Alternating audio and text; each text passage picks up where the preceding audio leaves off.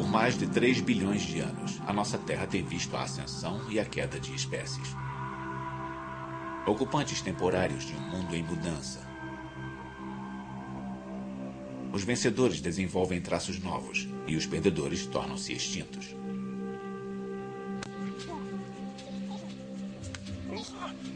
E então, há cerca de 5 milhões de anos, surgiu um animal cuja vida foi modelada pelo pensamento, bem como pelo instinto.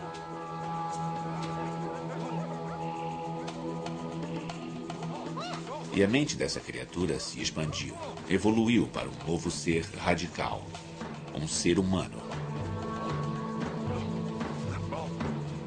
Mas como eles tornaram-se nós?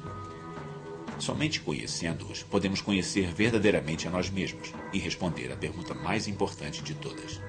Humanos. Quem somos nós? O nascimento da mente humana.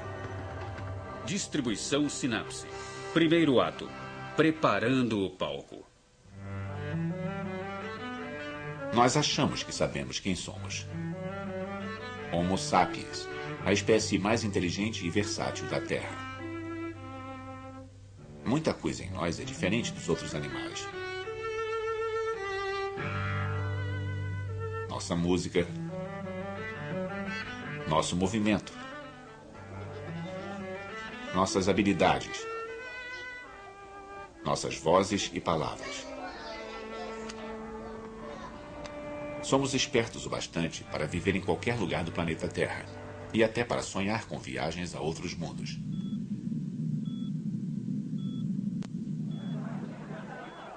Mas como isso aconteceu? Por que somos tão singulares?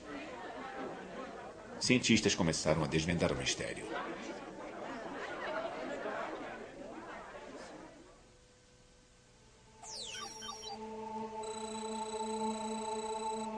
É uma história que começa na África, há mais de 3 milhões de anos.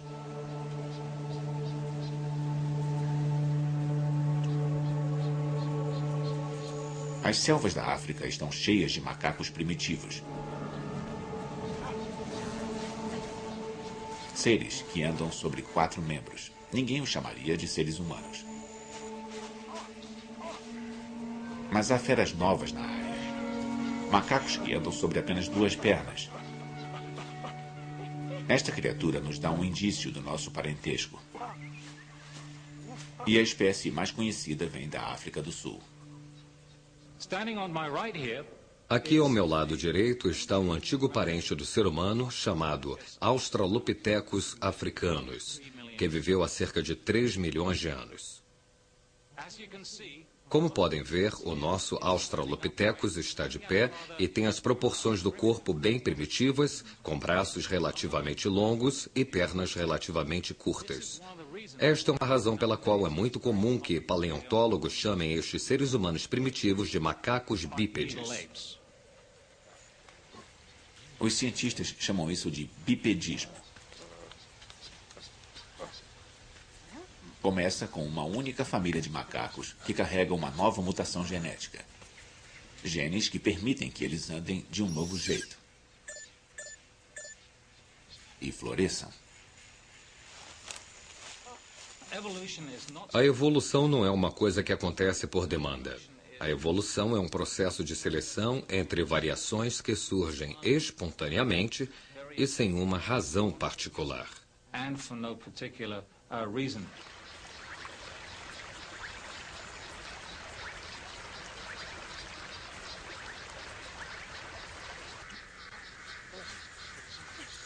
O andar em pé começa por acaso. Mas ficar em pé é melhor para sobreviver. Se torna uma vantagem. Os cientistas chamam isso de seleção natural. Mas por que andar em 2 pés ajuda tanto? A resposta pode estar no clima. Outrora, a África era um lugar muito diferente. Não havia o deserto do Saara, nem a planície do Serengeti. Apenas florestas densas. Um paraíso para quem vive em árvores. Mas há 5 milhões de anos começou uma era de resfriamento global. Uma era do gelo na Antártida. E as geleiras arrastaram-se para o norte, roubando umidade dos oceanos e das nuvens. A África seca. Aquelas selvas impenetráveis viram florestas, bosques e planícies. Mas esse desastre não impede os homens macacos. Longe disso.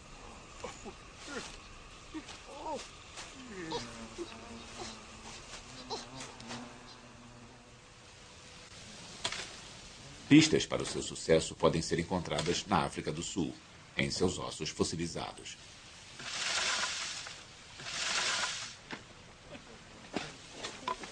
Lee Berger é um paleoantropólogo, um especialista dos macacos que viraram os primeiros ancestrais dos seres humanos.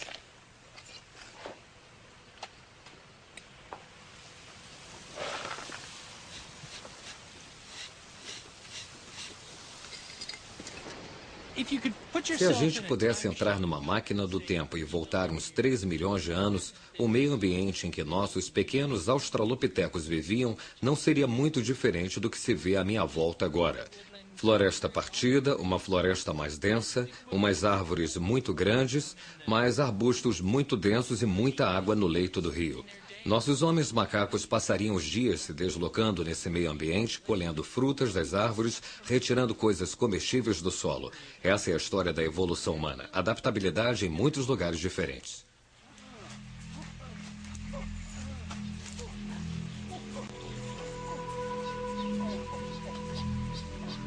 Os australopitecines podem andar de um pequeno grupo de árvores até outro. Eles são altos o bastante para ver o perigo por cima da vegetação.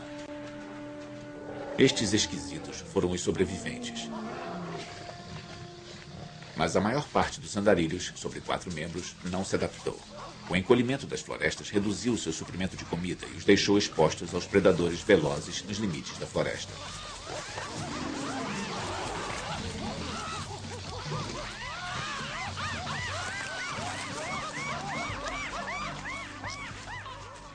Muitos foram extintos.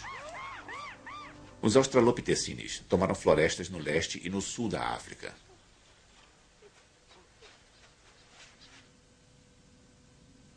Foi um golpe de sorte na loteria da evolução. E em 2,5 milhões de anos, há 4 espécies diferentes desses macacos em pé, se balançando e desfilando pela África.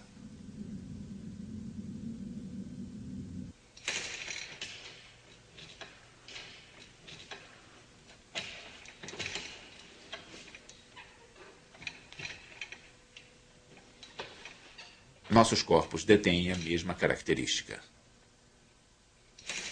Braços para balançar. Pernas compridas para correr. Mas o trabalho de reengenharia da natureza nos deixou com muitas dores. Nós temos pés chatos, joelhos que se torcem, costas doloridas e todo um legado disso, de pegar um esqueleto essencialmente quadrúpede, um esqueleto de 4 pernas e deixá-lo de pé.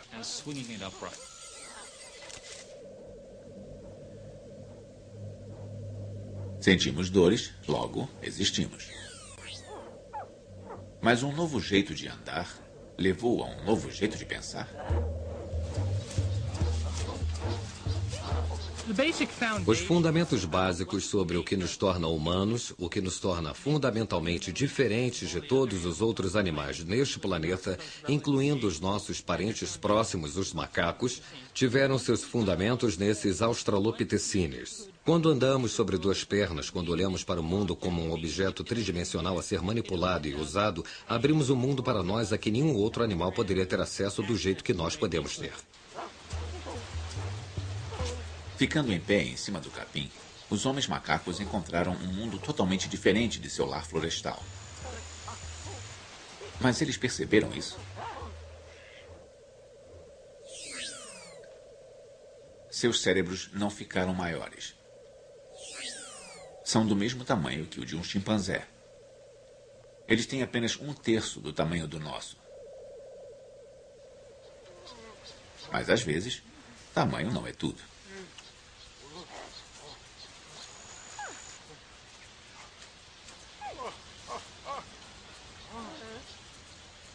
Na minha mão eu tenho o cérebro de um Australopithecine e estamos tentando entender qual é a diferença entre este cérebro de Australopithecine e o do chimpanzé. Esta área é uma pista-chave. Ela mudou para a parte de trás do crânio, deixando mais espaço na frente para o cérebro lidar com problemas novos. Isso permitiria ao animal reconhecer melhor os rostos, ter comportamentos sociais complexos, definir locais de alimentação, fontes de água. Na verdade, ele está expandindo a sua adaptação ambiental.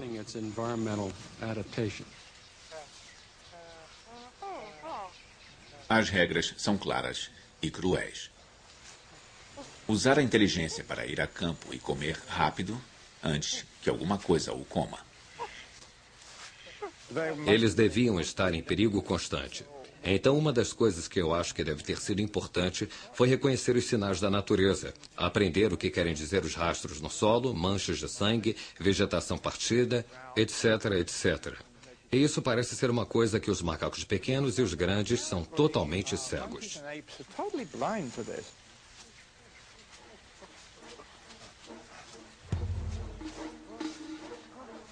Foi assim que nós começamos.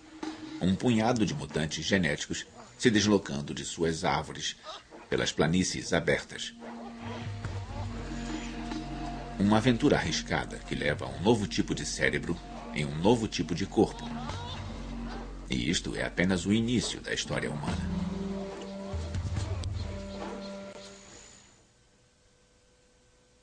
Segundo ato, os primeiros inventores. Os australopithecines florescem na África há 2,5 milhões de anos. Um traço vencedor, nada ruim.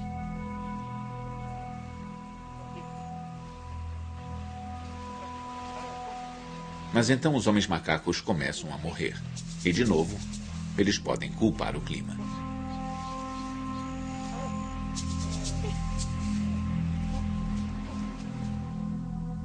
A crise é causada pelo resfriamento global. O Polo Norte congela pela primeira vez. Um novo ciclo de eras do gelo está começando. Para os macacos andarilhos da África, isto é um desastre. De novo na África, as florestas diminuem e os capinzais crescem. Para os australopithecines, atravessar os longos campos significa passar pelo corredor polonês de predadores famintos. Eles precisam de comida, mas eles são a comida. O desafio é antigo. Evoluir ou morrer.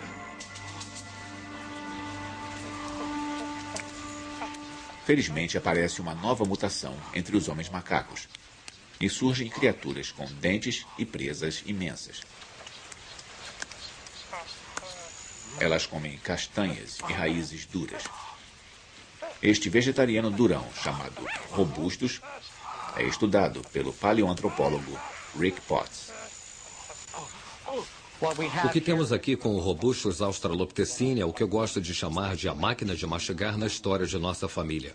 Esta é uma espécie muito bem sucedida que tinha jeito para se adaptar às mudanças climáticas da época, a secagem da savana africana. Era uma criatura adaptada à savana, um especialista em habitats, mas muito bem sucedido nos meio-ambientes daquela época.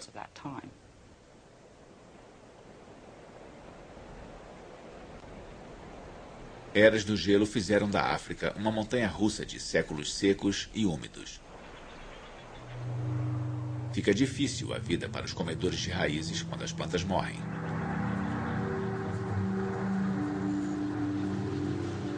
E após 1 milhão de anos, os robustos descobrem que se especializaram na comida errada. Eles morrem.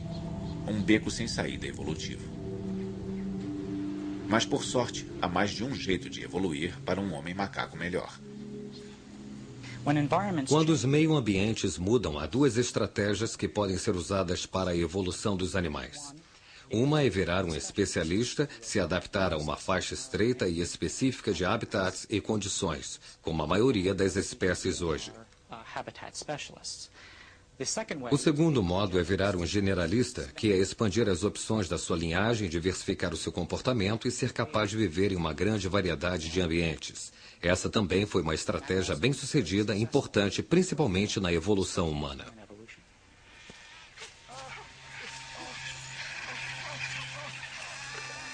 Ao mesmo tempo, uma outra espécie de Australopithecines está surgindo. Os generalistas, capazes de adicionar carne às suas refeições, seja fresca ou podre. Esta nova dieta transforma a África em um buffet aberto, chova ou faça sol. Comer carne muda tudo.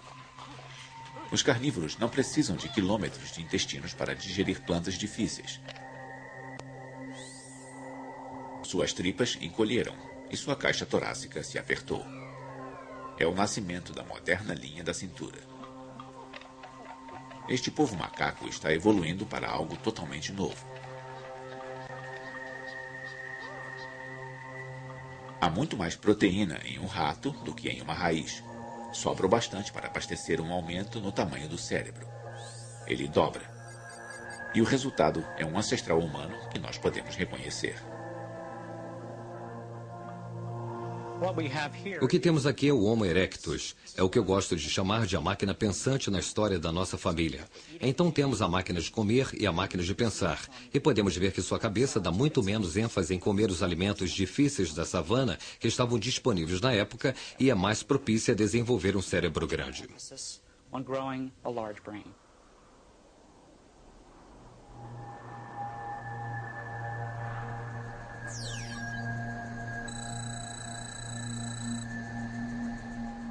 O humano que surge há 1.800.000 anos é obra da arte evolutiva. Alto e magro, rápido e inteligente.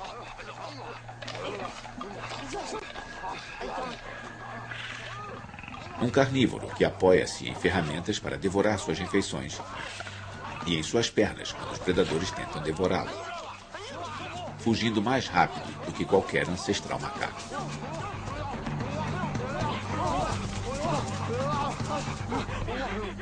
Ao meu lado está um Homo ergaster macho, ou também conhecido como um antigo Homo erectus africano, que era membro da espécie humana mais antiga que conhecemos e tinha as proporções do corpo exatamente como as nossas.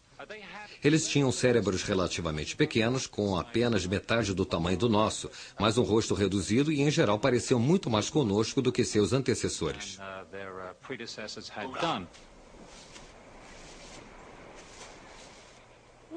O Homo erectus é o primeiro a passar de 1,80 m de altura, o primeiro ser humano realmente à vontade nas vastidões. Caçador e saprófago, cuja dieta rica em proteína vai direto para a cabeça. Seu novo cérebro é o maior já visto entre os primatas.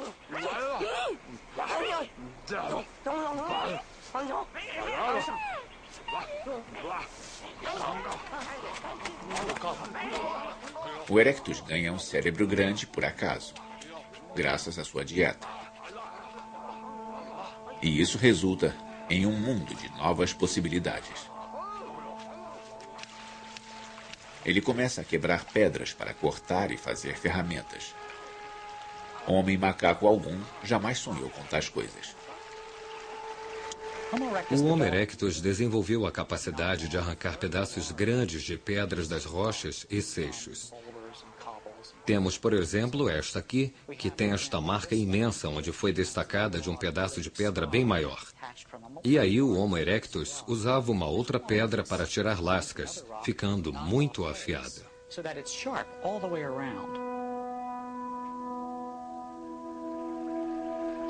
Este é o nascimento do homem tecnológico. Um ser que faz e usa ferramentas para estender seu alcance sobre o mundo. Com estas ferramentas de pedra, os primeiros humanos como o Homo erectus tinham a capacidade de fazer tudo o que os outros animais podiam fazer com os dentes.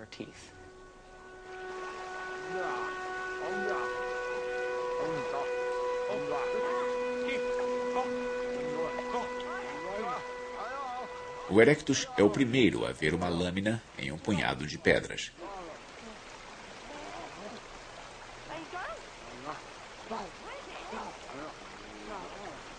Para fazer essas ferramentas, o Erectus teve que entender como as rochas se quebram. Habilidades que se apoiam em um tipo especializado de inteligência humana totalmente novo, de acordo com o antropólogo Stephen Maiden.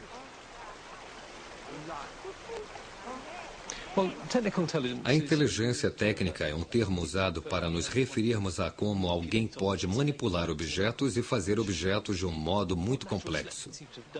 O que a seleção natural parece ter feito foi botar em nossas mentes um conhecimento intuitivo sobre física, cultura material, fabricação de artefatos. Então, de modo simples, quando alguém cresce nessas sociedades, pode aprender rapidamente a usar essas ferramentas. É como aprender línguas hoje. As crianças adquirem isso, elas não fazem esforço algum.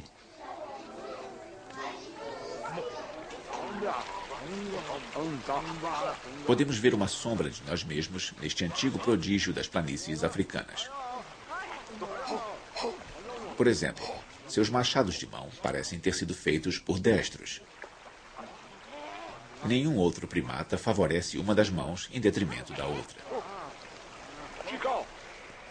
Na minha mão eu tenho o cérebro do Homo erectus. Esta é a parte frontal do cérebro. Esta é a parte traseira do cérebro. E além do seu óbvio tamanho maior, os dois hemisférios não são simétricos. Ou seja, o esquerdo na parte traseira é levemente maior e ele é levemente maior à direita na parte lateral. Nós achamos que isto tem a ver com a capacidade de distinguir direita de esquerda e nos dá a primeira evidência de destros no registro fóssil. Nossos corpos ainda se apoiam nessa divisão direita e esquerda. Isso permite que executemos movimentos complicados e tenhamos pensamentos além de qualquer outro animal. Nós achamos que os dois lados do cérebro fazem coisas diferentes. Por exemplo, se eu tento escrever uma frase, provavelmente estou usando mais o meu hemisfério esquerdo do que o meu hemisfério direito. Por outro lado, se eu estou pintando um quadro e tentando dar emoção e contexto a ele, é muito provável que eu vá usar o meu hemisfério direito para conseguir isso.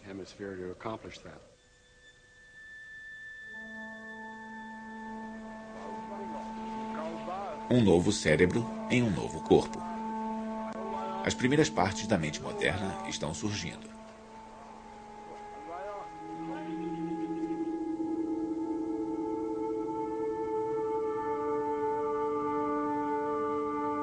Com o Erectus, estamos a mais da metade do caminho que nos separa dos macacos. Mas nós devemos uma outra nova habilidade ao Erectus, uma que vai mudar o mundo. Terceiro ato, a mente social. O Homo erectus apoia-se em mais do que ferramentas para sobreviver nas planícies hostis e famintas da África. Ele é parte do cardápio africano e descobre que está mais seguro em grupos. Mas se aproveitar disso, requer um novo tipo de inteligência. Ter uma inteligência social, ser capaz de trabalhar com sucesso com outros, dar atenção aos problemas dos outros e aos seus sentimentos e suas emoções é muito importante para um grupo social bem-sucedido. A inteligência social é todo um pacote de habilidades mentais que permitem que alguém sobreviva e compita com sucesso dentro de um grupo.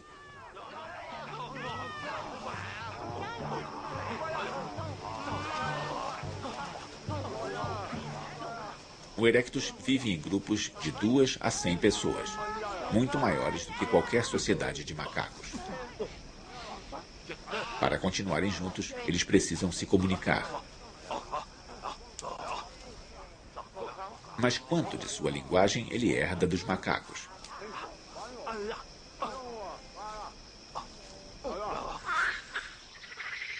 Para os macacos, grandes ou pequenos, os gritos eram usados para avisar sobre um perigo iminente ou para fazer propaganda de sexo.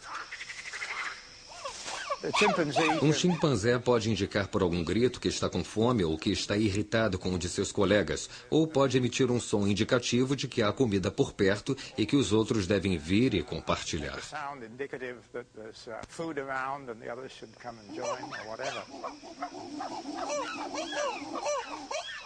Os chimpanzés não formam frases com seus sons, nem contam histórias.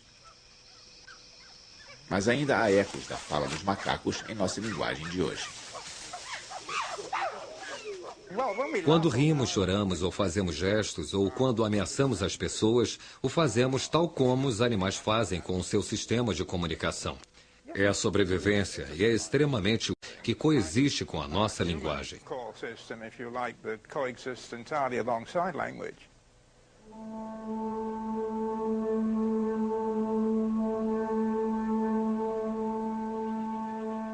Enquanto grupos de Homo erectus vêm e vão, perambulando e se agrupando, eles evoluem para além da comunicação emocional, até a primeira linguagem humana primitiva.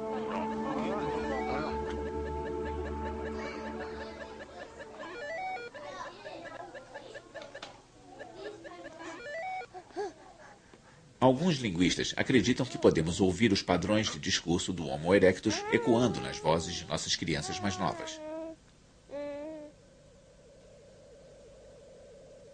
Como a maioria dos mamíferos, o erectus e os filhos do ser humano moderno nascem com laringes altas. Isto restringe o alcance dos sons que eles produzem, causando o que chamamos de falar como criança. As crianças modernas crescem sem isso.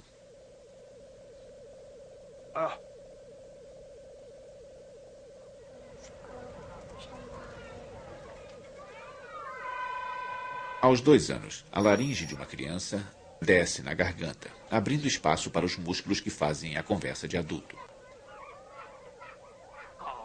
Mas para o erectus, o falar como criança pode ter durado uma vida. Mas sobre o que eles falavam? Quando vemos como usamos a linguagem hoje, a maior parte é fofoca. Falamos sobre relacionamentos sociais. Eu acho que há um bom argumento de que o nosso amor pela fofoca hoje é uma ressaca evolutiva e nos diz para o que a linguagem evoluiu originalmente. Esse elo com a conversa fiada é intrigante, mas o linguista Derek Bickerton acha que o Homo erectus tinha assuntos mais urgentes em mente. Eu sei que é uma escola de pensamento que alegava que a linguagem se desenvolveu para que os homens pudessem saber o que suas esposas estavam fazendo quando eles estavam fora caçando. Aí eles voltavam e suas mães diziam: "Ah, bem, enquanto você estava fora, sua esposa estava dormindo, etc, etc." É preciso muitas palavras para dizer isso. Não se pode dizer isso no nível básico.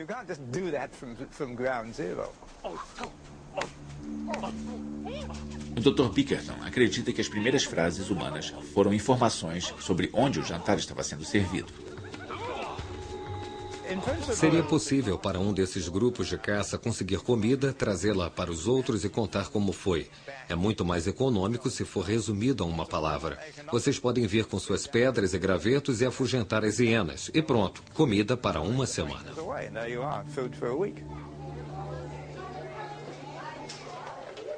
Os linguistas chamam esta forma simples de discurso de protolinguagem. É bem provável que nos estágios iniciais do desenvolvimento da protolinguagem, o Homo erectus usasse o mesmo tipo de expressões de 2 palavras que as crianças muito jovens, as de menos de 2 anos, usam.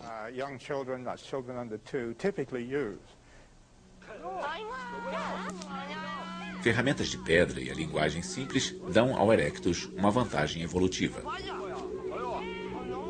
Ele sobrevive por bem mais tempo depois de todos os homens macacos terem sido extintos.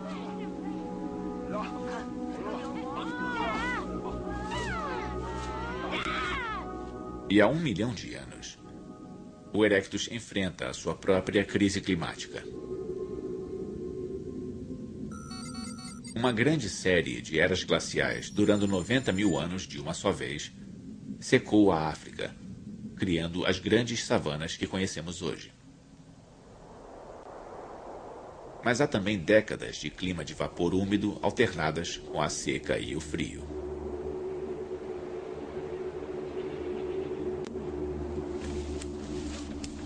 Quando o cardápio muda, o erectus tem que escolher novos animais e plantas para comer. Sua sociedade está organizada bastante para pegar suas coisas e se mudar com as estações. Eles são os primeiros nômades, seguindo grandes migrações de caças, se aventurando em território desconhecido.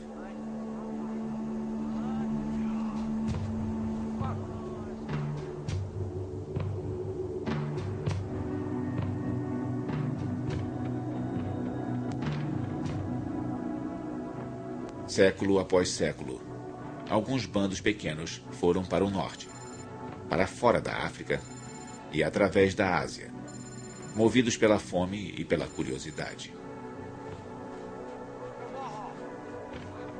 É o nascimento do desejo de viajar.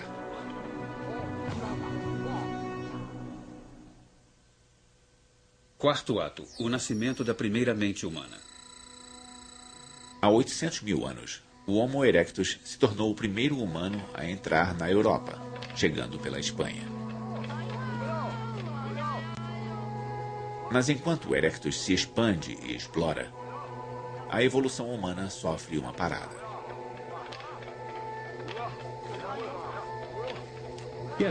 Durou muito tempo a presunção de que a evolução é um tipo de processo linear e que se os nossos ancestrais remotos tinham cérebros menores e nós temos cérebros maiores, então nas épocas intermediárias deve ter havido um processo lento de aquisição de aumento de inteligência. Um exame mais apurado mostra que não é esse o caso. A evolução tendeu, como todas as outras formas que conhecemos, a tomar um tipo de curso episódico.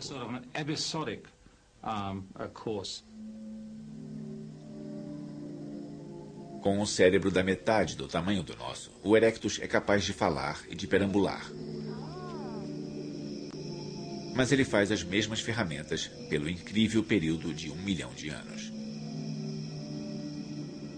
Hoje, a tecnologia muda a cada dia. Mas para o erectus, a inovação é literalmente impensável.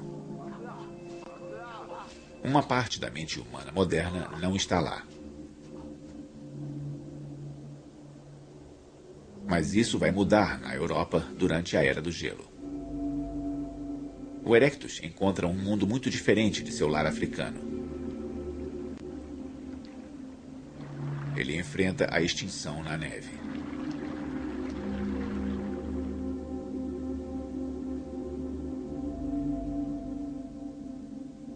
Mas aqui, a evolução entra em uma nova fase de criatividade.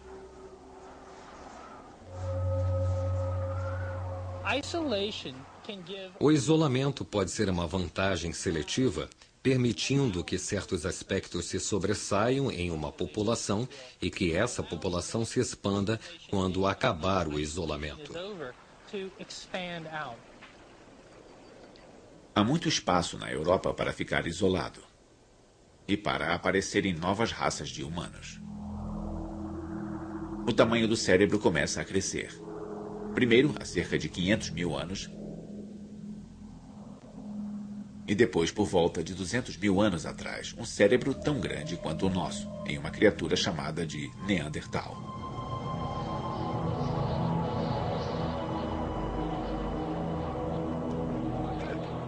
Hoje, frequentemente pensamos no Neandertal como um homem das cavernas rosnante e de andar pesado. Mas ele foi o rei da Europa na Era do Gelo, capaz de inovar e sobreviver no frio.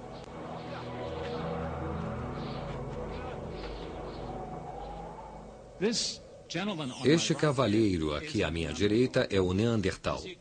Como podem ver, ele é um pouco mais baixo do que eu, o que é muito típico dos neandertais europeus do período, mas tinha uma estrutura corpórea essencialmente moderna, embora seus ossos fossem muito pesados e suas juntas bem rangentes.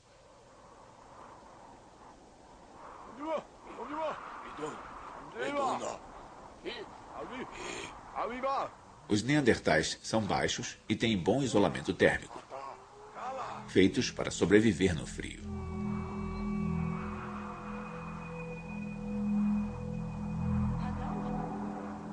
Mas eles precisam enfrentar mais do que só o frio.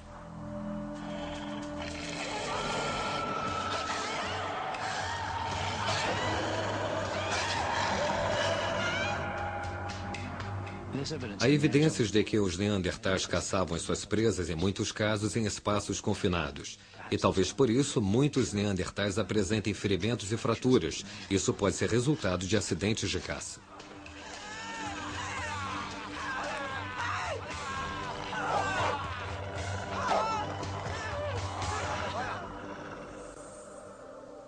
Mas como eles pensavam?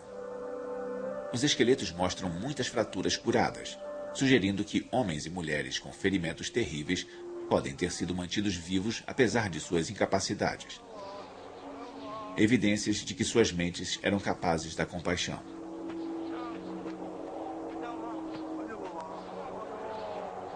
Outra pista do comportamento neandertal vem do formato de seus cérebros.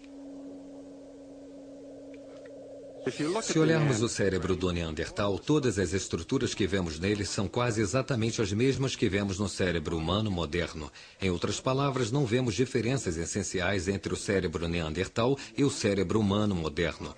Portanto, alguns acham que os padrões de comportamento Neandertal eram exatamente como os do moderno Homo sapiens. Mas nem todos concordam. Alguns suspeitam de que o pensamento neandertal era muito diferente do nosso. Eles possuíam uma mente fragmentada, de acordo com Stephen Mythen. Acho que os neandertais tinham o que chamo de mentalidade de domínio específico. Eles tinham inteligências independentes que não eram totalmente ligadas. Para os neandertais, podia ser impossível fazer uma ferramenta e sonhar acordado ao mesmo tempo. Eu acho que de muitas formas os neandertais eram melhores para pensar sobre algumas coisas do que nós somos hoje. Acho que seus poderes de concentração deviam ter sido imensos. Quando estavam fazendo as ferramentas de pedra, não se distraíam, eles só faziam ferramentas de pedra. Os neandertais viveram tão recentemente que muitos cientistas acreditavam que eles deviam ser nossos ancestrais diretos. Uma teoria que agora pode ser testada.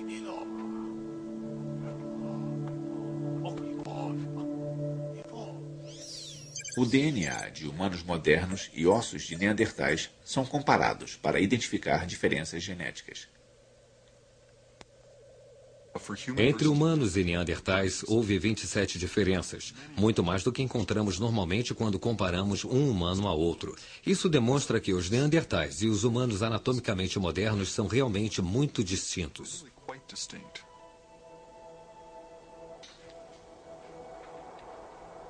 A velha teoria estava errada. Os neandertais não são nossos ancestrais diretos, mas são nossos primos. Há 200 mil anos, a Europa era o lar de uma espécie de humano com um cérebro tão grande quanto o nosso. Humano, mas não um de nós. Com certeza não devemos nos considerar como a medida do que é o ser humano. Nós somos totalmente humanos e os neandertais também eram.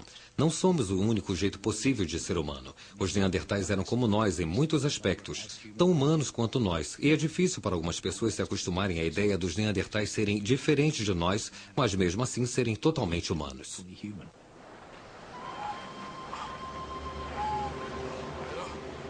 Então, de onde veio a nossa espécie e por que nós evoluímos? Este é o próximo e maior enigma na história humana.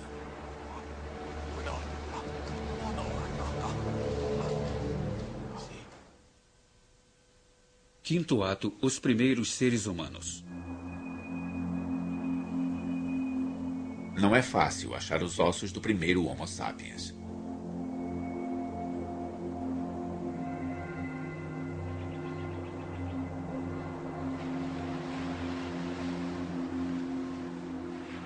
Até agora, a evidência mais antiga vem de uma caverna à beira-mar, perto da cidade do Cabo, na África do Sul.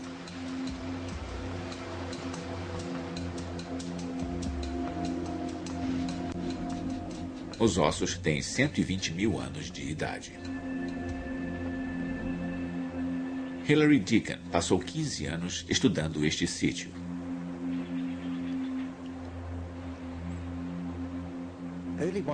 Os primeiros humanos são diferentes de seus predecessores por terem uma testa muito mais vertical, por terem queixo e vários aspectos cranianos anatômicos.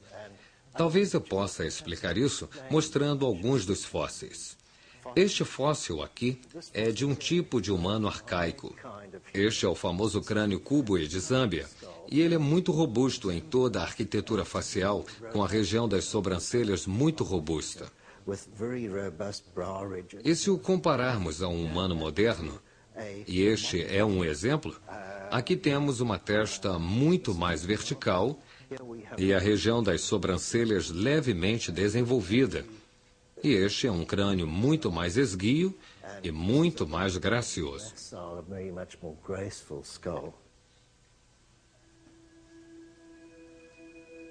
Em fragmentos de ferramentas e ossos, os pesquisadores procuram pistas da estrutura da sociedade humana.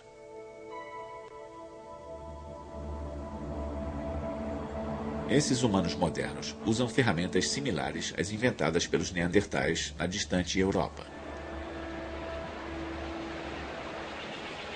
Lanças e lâminas de pedra garantem uma dieta regular de focas, pinguins e peixes. Mas os cientistas duvidam que esses sejam os primeiros humanos.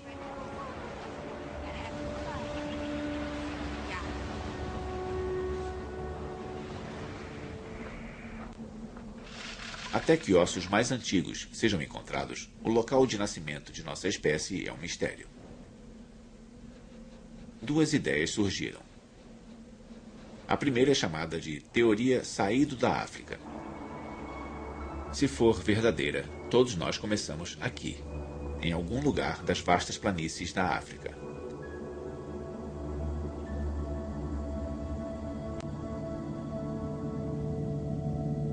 Ou o Homo sapiens se desenvolveu simultaneamente em vários locais, em 3 continentes.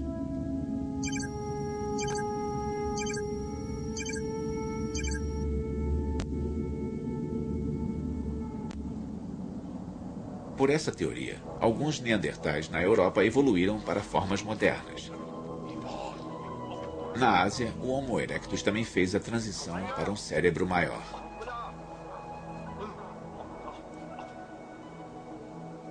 Três espécies na época, uma espécie agora.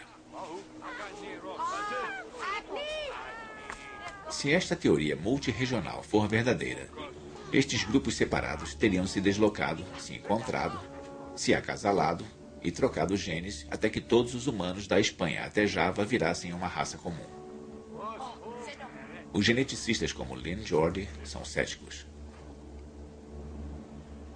Um dos problemas reais da hipótese multirracial é que ela requer um número imenso de seres humanos na África, na Ásia e na Europa para permitir que o gene flua. Uma população muito pequena de humanos, 10 mil ou menos, não é o bastante para cobrir o globo em uma quantidade suficiente para permitir que o gene flua ao nível que seria necessário.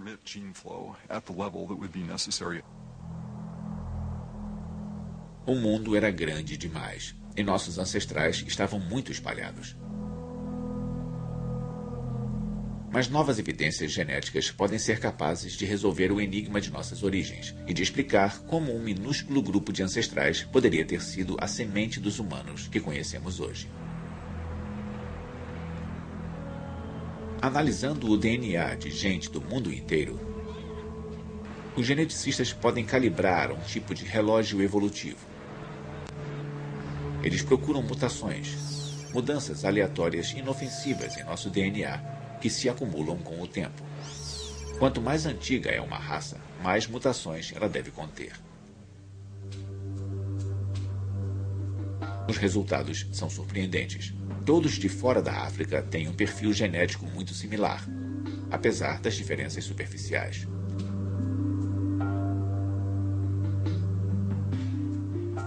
Mas o povo africano é diferente. Seu DNA contém uma variedade muito maior de mutações. A diversidade africana é substancialmente maior, significativamente maior do que a diversidade de fora da África. Isso é o que se esperaria em uma população mais antiga, a população original dos anatomicamente modernos seres humanos. Esta pode ser uma evidência de que os seres humanos modernos se originaram naquela população africana mais antiga. Saber que todos viemos da África nos aproxima mais de descobrir os nossos Adão e Eva evolutivos. Mas deduzir onde a humanidade começou não explica como a humanidade começou.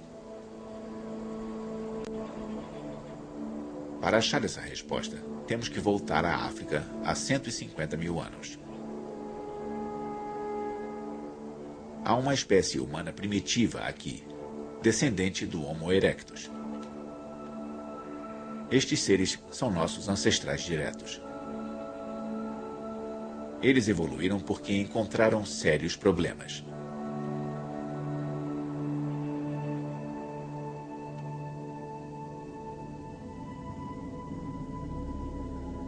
A Europa estava sob um frio profundo e a África estava tomada pela seca. Os desertos hostis se espalharam, criando barreiras que nossos ancestrais não podiam ultrapassar. Bandos ficaram presos e isolados nos litorais e em pequenas comunidades florestais. Os geneticistas suspeitam que ocorreu uma nova mutação que mudou tudo. O que tornou os modernos humanos especiais tem a ver com as nossas habilidades mentais.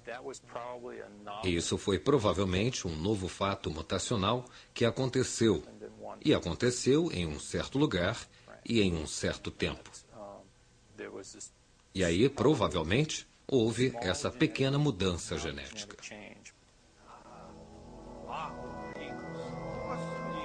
Uma mudança acidental em uns poucos genes pode mudar radicalmente o modo como as pessoas vivem e pensam. Seria uma mudança na tecnologia básica que eles usavam, talvez uma mudança no sistema social e, é claro, também pode ter sido uma mudança na biologia, na forma do corpo, ou talvez até uma mudança no modo como o cérebro operava.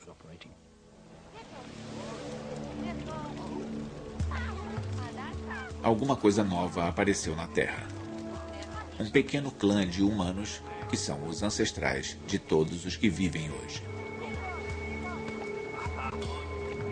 Eles têm um novo tipo de mente, um pacote de capacidades que dá a eles um modo diferente de pensar. O nosso modo de pensar.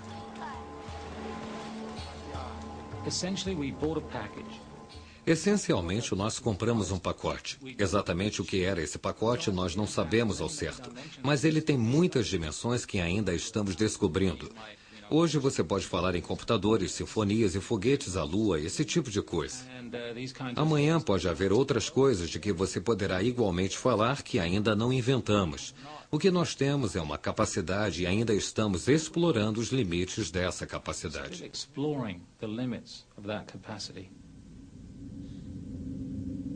A nossa espécie e a nossa mente levaram 5 milhões de anos para evoluir. Durante a maior parte da história, fomos homens com aparência de macacos. Mas então, quase no último minuto, os primeiros humanos realmente inteligentes aparecem como neandertais e, um pouco depois, como nós mesmos. Os primeiros Homo sapiens são a mais jovem das espécies humanas. Mas eles não estão sozinhos. Na Europa, os neandertais continuam sua luta para sobreviver na Era do Gelo.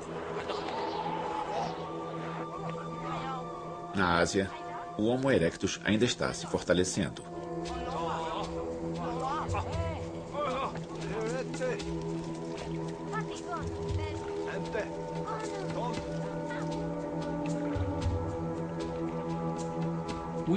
Nós tendemos a pensar que por estarmos sozinhos no mundo, o nosso jeito é o jeito normal de se fazer as coisas. Mas com certeza não é. Se olharmos para trás, para os registros fósseis, descobrimos que há várias espécies dividindo o meio ambiente e, com certeza, dividindo o mundo umas com as outras. Não só uma espécie humana, mas várias. Logo, elas vão se unir em um confronto que vai decidir o destino da nossa espécie e transformar o mundo. Versão brasileira MG Studio.